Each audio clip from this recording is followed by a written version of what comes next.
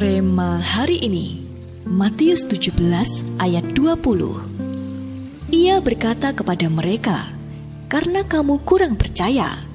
Sebab aku berkata kepadamu, sesungguhnya sekiranya kamu mempunyai iman sebesar biji sesawi saja, kamu dapat berkata kepada gunung ini, pindah dari tempat ini ke sana.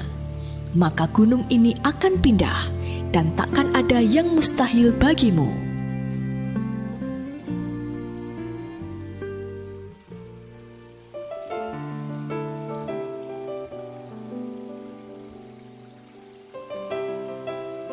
Hal pertama yang dilakukan umat Israel ketika mereka mendapati air di Marah pahit rasanya dan tidak dapat mereka minum adalah mengeluh, mengomel dan bersungut-sungut. Begitu pula yang diperbuat banyak orang Kristen ketika merasakan hal-hal pahit dalam hidupnya, seperti kehancuran rumah tangga, kegagalan studi, bisnis yang pailit, dan sebagainya. Banyak dari kita yang langsung mengeluh, menggerutu, mengomel, bersungut-sungut, marah, dan mencari kambing hitam.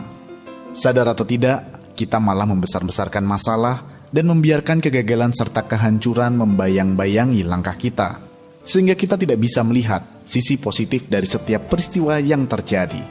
Berbeda yang dilakukan Musa. Ketika menghadapi masalah, ia tahu apa yang harus diperbuatnya. Ia berseru kepada Tuhan dalam kesesakannya. Tuhan pun menjawab seruan Musa dengan memberikan jalan keluar dengan menunjukkan kepadanya sepotong kayu. Tanpa menunggu lama, Musa melemparkan kayu itu ke dalam air, lalu air itu menjadi manis. Dalam Keluaran 15 ayatnya yang ke-25.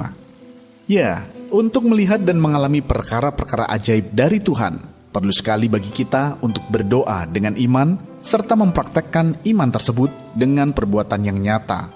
Sebab iman yang tidak disertai perbuatan, pada hakikatnya adalah mati. Dalam Yakobus 2 ayatnya yang ke-17.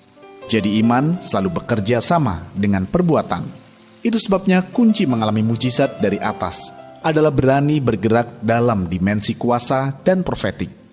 Mari kita kembali menyadari dan melihat diri kita sebagai anak-anak Tuhan yang penuh kuasa dalam mengerjakan tugas yang Tuhan berikan. Deklarasikan secara profetik setiap janji firman Tuhan yang sudah kita terima dari gembala sidang kita. Maka kita akan mengalami pertolongan yang datangnya dari atas. Sudahkah Anda bergerak dalam dimensi kuasa dan profetik selama ini? Mengapa demikian? Menurut Anda, mengapa kunci mengalami mujizat dari atas adalah berani bergerak dalam dimensi kuasa dan profetik? Langkah-langkah apa yang akan Anda lakukan untuk dapat menerima mujizat dari atas? Tuliskanlah.